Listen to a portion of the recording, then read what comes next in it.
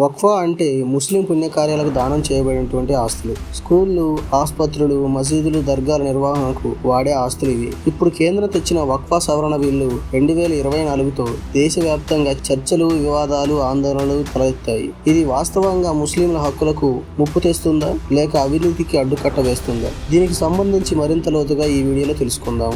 వక్ఫా అంటే ఏమిటి? వక్ఫా అనేది అరబిక్ పదం.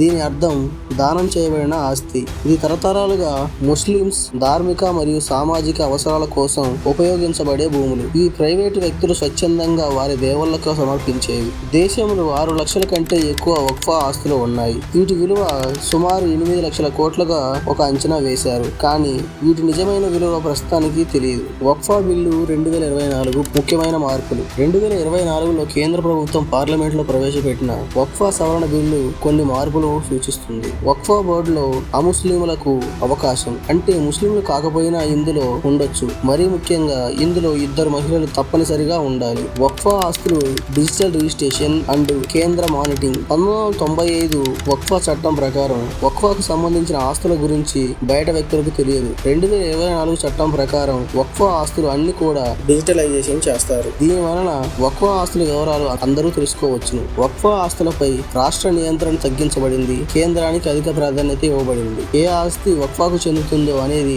కేంద్రమే నిర్ణయిస్తుంది. గతంలో కొన్ని ప్రభుత్వ ఆస్తులను కూడా సందర్భానుసారంగా వక్ఫా ఆస్తులతో కలిపేశారు. కానీ ప్రస్తుతం అలా కాకూడదని, దీనికి సంబంధించి అన్ని నిర్ణయాలు కేంద్రమే తీసుకుంటుంది. వక్ఫా బిల్లు వలన కలిగే లాభాలు. కేంద్రం మరియు బిల్లు మద్దతుదారుల అభిప్రాయం ప్రకారం ఈ బిల్లు వల్ల ఎలాంటి లాభాలు ఉంటాయి అనేది ఇప్పుడు చూద్దాం. నెంబర్ 1, పారదర్శకత పెరుగుతుంది. వక్ఫా భూములకు సంబంధించి లావాదేవీలన్నీ కూడా రికార్డ్ చేయబడతాయి. డిజిటల్ రిజిస్ట్రేషన్ వల్ల ఎవరి భూమి ఎవరిదనేది పబ్లిక్ క్లియర్ గా తెలుస్తుంది. నెంబర్ 2, ప్రభుత్వ భూముల రక్షణ. ప్రైవేటు లేదా ప్రభుత్వ భూమిని తప్పుగా వక్ఫా అని ప్రకటించకుండా అడ్డుకట్ట వేసింది. కలెక్టర్ ఆధారంగా నిజమైన వక్ఫా ఆస్తిని మాత్రమే నిర్ధారించబడుతుంది. నెంబర్ 3, తగాదాలు త్వరగా పరిష్కారం. వక్ఫా ట్రిబ్యునల్లో 90 రోజుల తీర్మానం కావాలి. హైకోర్టులో దీనికి సంబంధించి పిటిషన్ అవకాశం ఉంది. నెంబర్ 4, అందరికీ ప్రాతినిధ్యం. వక్ఫా బోర్డులో మహిళలకు, ముస్లిమేతరులకు ప్రాతినిధ్యం ఉంటుంది. అన్ని వర్గాల ప్రజల అభిప్రాయాలకి ఇందులో చోటు ఉంటుంది. నెంబర్ 5, అధికారులపై నియంత్రణ. వక్ఫా బోర్డులో ఎవరు తప్పు చేసినా వారిపై కఠిన చర్యలు ఉండేలా చట్టం చేసింది. దీని వలన అక్రమంగా భూములు వాడడం, అమ్మకాలు చేయడం కుదరదు. నెంబర్ 6, సాంకేతిక వాడకం. వక్ఫా భూముల వివరాలు ఆన్లైన్ లో ఉంచాలి. ఎలా అంటే ఎవరు చూసినా నిజమైన సమాచారం కనిపించేలా. వక్ఫా బిల్లు వ్యతిరేకత.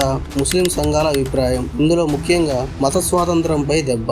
ముస్లిం మతంలో వక్ఫా ఒక పవిత్ర కార్యం.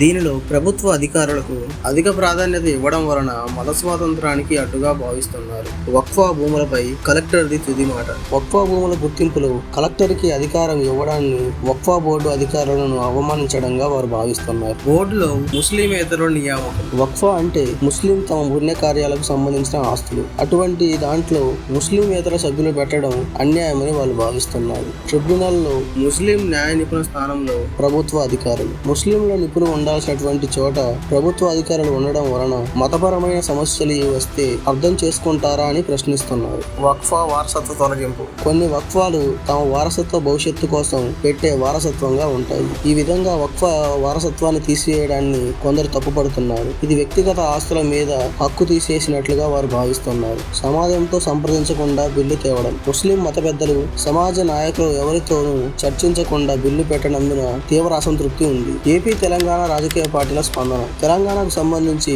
బీఆర్ఎస్ ఈ బిల్లును తీవ్రంగా వ్యతిరేకిస్తుంది. ఈ బిల్లును రద్దు చేయాలని డిమాండ్ చేసింది. కేటీఆర్ గారు స్పందిస్తూ వక్ఫా ఆస్తులపై ప్రభుత్వం కంట్రోల్ పెంచడం ముస్లింల హక్కులపై దెబ్బతీయడమే అన్నారు. ఎంఐఎం పార్టీ వక్ఫా బిల్లుని పూర్తిగా తప్పుపడుతుంది. ఓవైసీ అసాదుద్దీన్ స్పందిస్తూ ఇది ముస్లిం మత స్వాతంత్రాన్ని కుదించే చట్టం, మేము దీన్ని ఎట్టి పరిస్థితుల్లోనూ ఒప్పుకోము అంటూ పార్లమెంట్ లో గట్టిగా వాదించాడు. కాంగ్రెస్ పార్టీకి సంబంధించి ఈ బిల్లును వ్యతిరేకిస్తుంది. కొంతమంది నేతలు మాత్రం ముస్లింలకు ఇది నష్టం కలిగిస్తుందని వాదిస్తున్నారు. ఆంధ్రప్రదేశ్ పార్టీల స్పందన. వైఎస్ఆర్ కాంగ్రెస్ పార్టీ ఈ బిల్లుపై నెమ్మదిగా స్పందిస్తుంది. ప్రస్తుతం కొంతమంది నాయకులు ఈ బిల్లుకు సంబంధించి సుప్రీంకోర్టులో పిటిషన్ కూడా వేశారు. ఈ బిల్లును వ్యతిరేకిస్తూ కొంతమంది నిరసనలు కూడా చేశారు. తెలుగుదేశం పార్టీ ఇప్పటి వరకు ఈ బిల్లు సంబంధించి ఎలాంటి స్పందన లేదు. వీరు ఎన్నికలను దృష్టిలో ఉంచుకొని జాగ్రత్తగా వ్యవహరిస్తున్నారు. కానీ ముస్లిం సంఘాల భావనలను గౌరవిస్తామని చెబుతున్నారు. బీజేపీ పార్టీ పూర్తిగా ఈ బిల్లుకు మద్దతు తెలుపుతుంది. బీజేపీ పార్టీ వాదన ప్రకారం వక్ఫా భూముల అక్రమ వినియోగాన్ని అడ్డుకునేందుకు